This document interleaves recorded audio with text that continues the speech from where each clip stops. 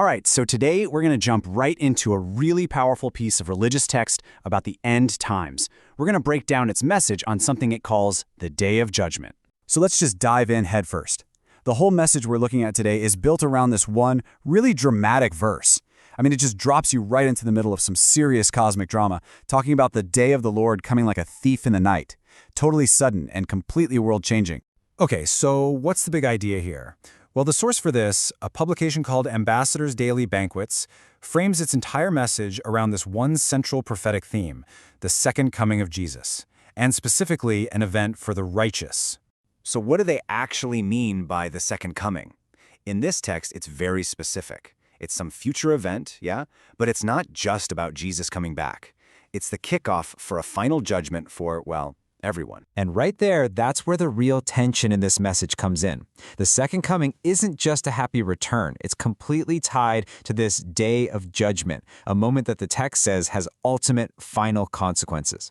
And you know, the language they use here is pretty intense. This isn't just some far-off, maybe it'll happen idea. They call it a sobering truth, which is a really powerful way of saying, hey, listen up, this is serious, and it has an eternal impact on every single person. And this is where the stakes get like astronomically high.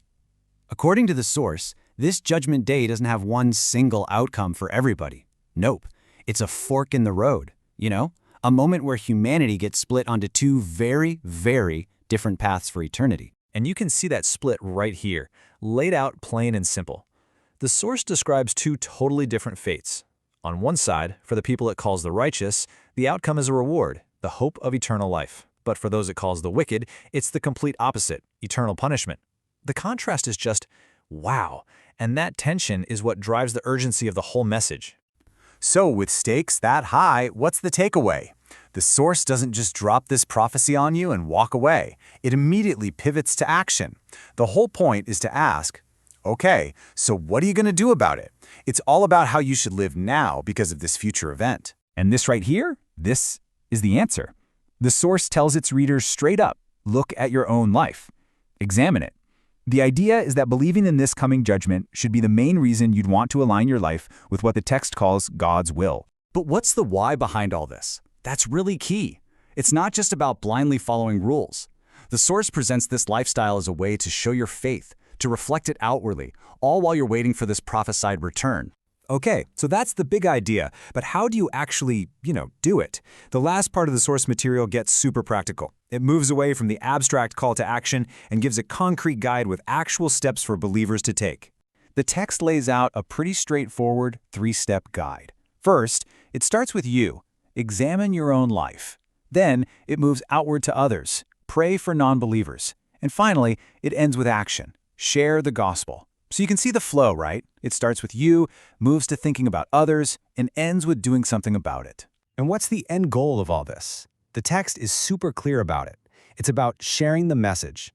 The whole reason for praying for others and sharing the gospel is stated right there, so that other people have a chance to be saved too. And the whole message wraps up with this prayer that kind of pulls it all together.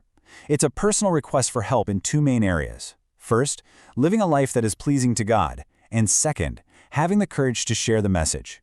It hits on both of those big themes, taking care of your own house and then helping others. And they don't just leave it at that. To make it real, to turn it into something people can actually do together, the source even includes this schedule. It's a guide for specific prayer times in different time zones, giving the community a tangible way to all participate in the very actions the text is calling for. All right, so let's do a quick recap of the whole journey here. It starts with a prophecy that Christ's return is coming. That prophecy acts as a warning that this return means a final judgment. This judgment has two outcomes, eternal reward or eternal punishment. And all of that leads to a very practical guide. Live a righteous life and share the message. And that kind of leaves us with this one big, thought-provoking question. The entire text is built on this powerful idea that what you believe about the future should radically change how you live today. So it makes you wonder, in any part of life, how much does what we believe about tomorrow really shape the things we do right here, right now?